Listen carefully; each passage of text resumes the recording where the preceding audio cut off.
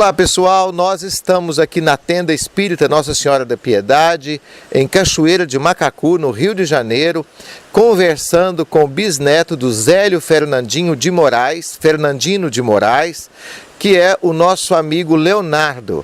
Leonardo que veio aqui excepcionalmente para conversar conosco. Hoje não é dia de atividade nenhuma na casa, teve tanta gentileza de nos atender. Leonardo, eu fiquei muito feliz com isso, sabe? A maneira como você nos recebeu aqui. E queria que você esclarecesse aqui para nós sobre a relação entre a Umbanda e o Candomblé, para que o nosso telespectador pudesse saber a diferença. Na verdade, são duas religiões distintas. Umbanda é uma religião, Candomblé é outra, que tem elementos comuns. Existe uma associação dos espíritos que se manifestam na Umbanda com muitos deles pretos que em vida, dentro da nossa crença, quando eles estavam vivos, e isso o próprio Espiritismo explica, é natural que um espírito, quando ele se manifesta, que ele traga a herança cultural prioritariamente da sua última encarnação. Se ele, como preto africano, ao desencarnar, é natural que ele traga não só o conhecimento que ele tem, mas que ele cultue os seus deuses da mesma forma como ele cultuava, porém com algum conhecimento que ele vai adquirir naquilo que a gente fala, no que ele adquirir no espaço.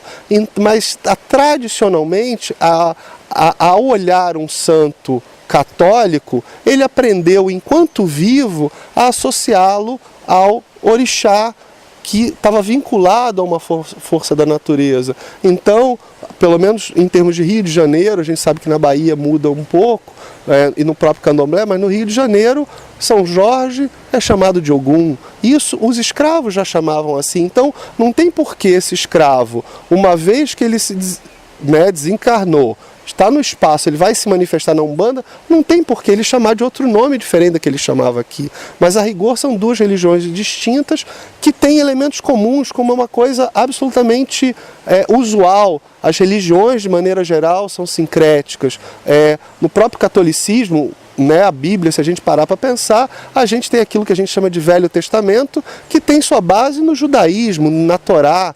Então, o catolicismo, não esquecendo que Jesus era judeu, ele nasce usando uma base inicial do judaísmo, E a partir daí, claro, a partir do Cristo, você tem a Boa Nova, você tem o Evangelho, você tem uma nova forma de olhar coisas que já haviam no passado. Agora, quando o seu bisavô ainda estava vivo, encarnado, vamos dizer assim, ele já naquele culto inicial, sob a orientação aí dos espíritos, algumas diferenças já foram demarcadas.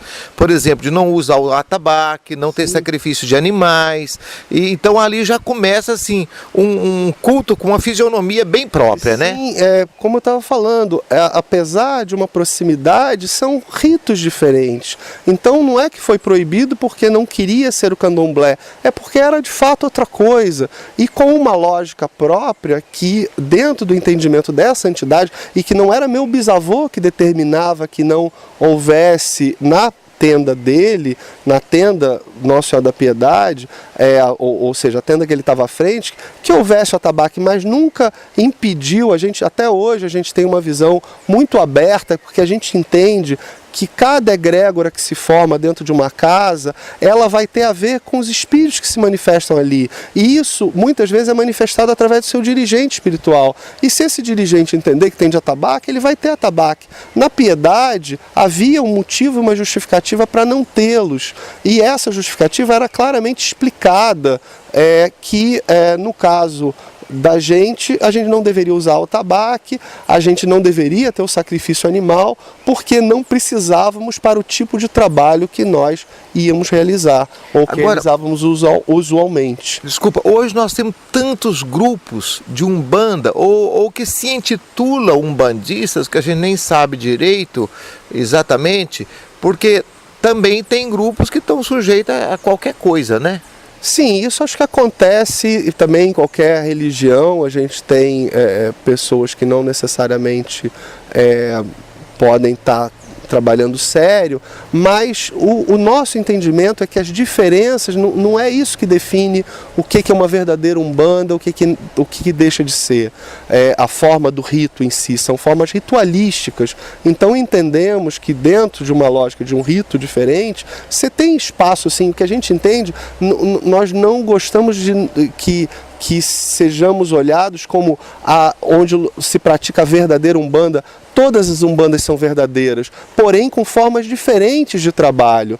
Só que essas formas diferentes de trabalho normalmente estão relacionadas, como eu falei, ao grupo que se forma para um determinado numa determinada casa. Mas você pode me falar com a experiência que você tem, que tem grupo que não é muito sério, por exemplo, aquele grupo que usa a religião para ganhar dinheiro. Sim, sem dúvida, e essa uma das questões. O que meu bisavô falava para definir se um centro era sério ou não? Uma das coisas é cobrar.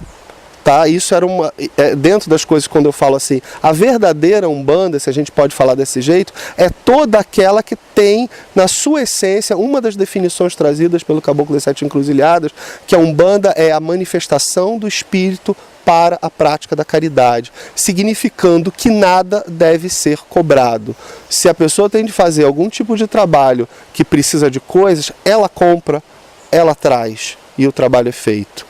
Trabalho, se cobrar por isso, não é uma das coisas corriqueiras ou que entendemos que não deve ser feita dentro do rito de Umbanda, porque isso foi determinado assim lá atrás. Essa, por exemplo, seria uma das diferenças. E a outra diferença essencial é, na Umbanda não se trabalha para o mal, não se interfere no livre-arbítrio de ninguém. Então essas coisas que a gente vê de falar em amarrações, de traga o seu amor de volta em 3 dias, isso para nós não é e nem nunca foi Umbanda. E isso são outros tipos de coisas, de práticas, né? ou sei lá, eu não quero julgá-los, né? Mas de alguma forma é algo que não se enquadra naquilo que foi definido. Você não se reconheceria ali, não, né? com certeza. Quer dizer, os grupos que nasceram aqui nessa casa, sim, não se reconheceriam ali, né? Sim, sem dúvida. Deixa eu perguntar uma coisa para você também. O que são linhas de Umbanda? Olha, a organização, talvez essa seja uma das perguntas mais difíceis de responder, até porque dentro dessa diversidade que a gente encontra, cada casa tem sua forma de cultuar. Eu entendo as linhas de Umbanda principalmente como são linhas de trabalho. Uma das possíveis definições que diferenciavam a gente do espiritismo kardecista era também chamado espiritismo de linha.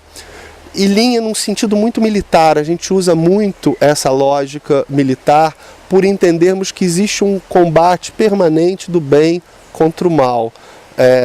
Então, o espiritismo de linha a gente pode falar, ou o espiritismo de Umbanda, a gente pode falar como um espiritismo de combate. E dentro dessa forma de enfrentar o mal ou de combater o mal, se definiram 7 linhas principais, linhas que a gente chama de linhas de trabalho.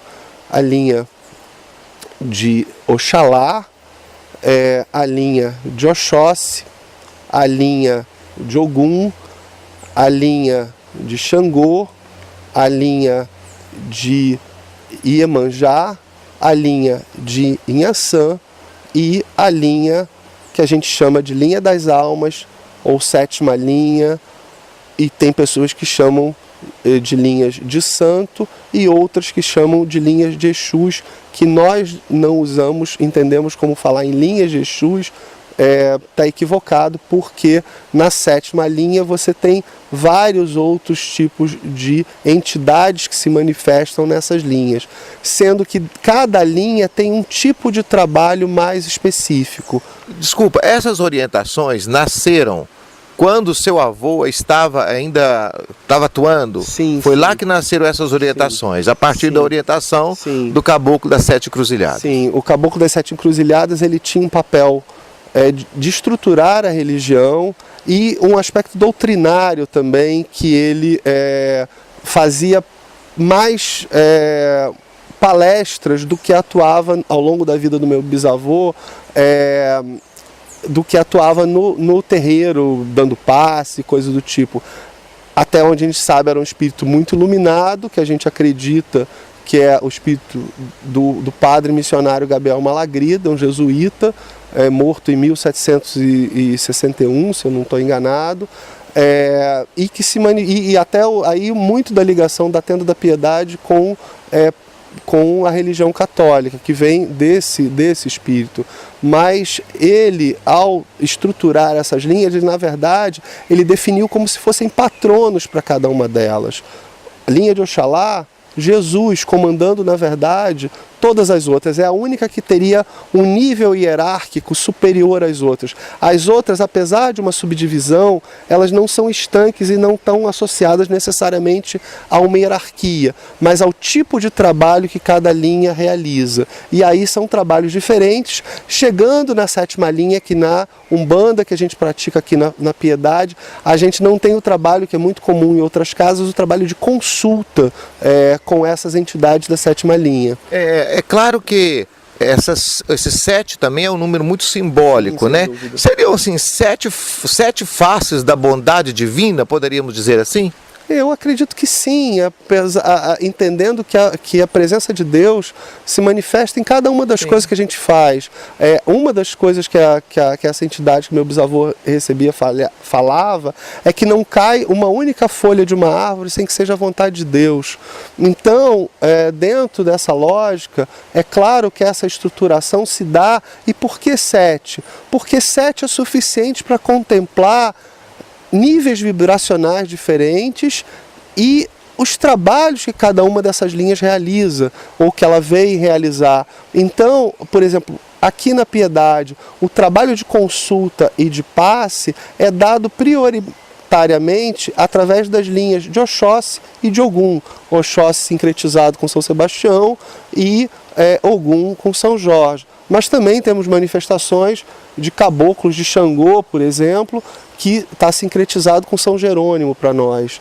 Então, assim, por que 7? 7 era o número necessário para contemplar todo tipo de trabalho que a gente precisava fazer. Leonardo, eu queria que você deixasse, peço isso de forma muito carinhosa, uma mensagem aqui desse lugar tão especial, que eu acredito que Deus atuou e atua muito aqui também, para tanta gente que vai ouvir essa entrevista nossa e acompanhar essa nossa conversa.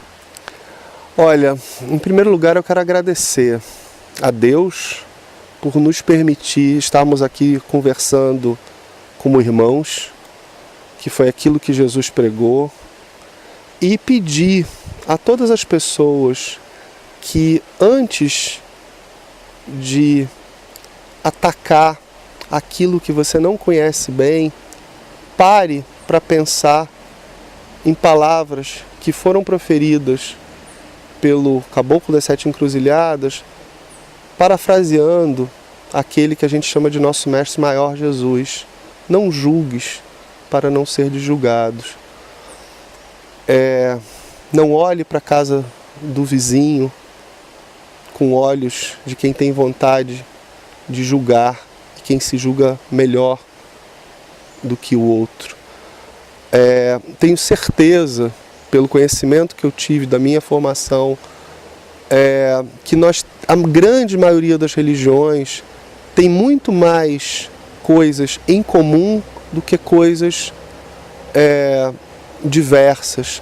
Então, eu gostaria de deixar como mensagem um pedido para que as pessoas pensassem que as religiões, de maneira geral, se a gente for olhar, elas têm muito mais coisas que nos aproximam do que nos separam.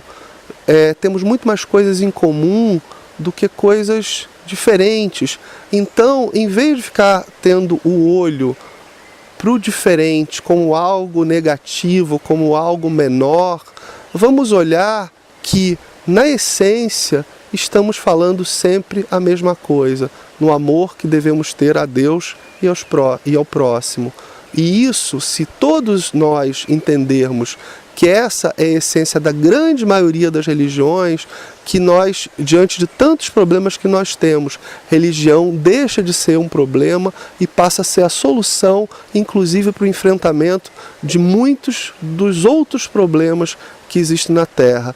Deus, ao criar o homem, com certeza, quando a gente fala em religião como um elemento de religação com Ele, que isso nunca deveria ser a ligação com Deus através de guerras, de brigas, de discriminação, de preconceito, mas usando as palavras do Cristo, né, amar a Deus sobre todas as coisas e ao próximo como a si mesmo, e não ao igual como a si mesmo, ao próximo, independente de quem ele é, independente do que ele faz, independente do que ele processa. Eu agradeço muito ao Padre Geraldo pela oportunidade de poder estar aqui falando com ele como um irmão e também falando para vocês, porque foi essa, essencialmente, a mensagem que o Cristo nos deixou. E nós, na Umbanda,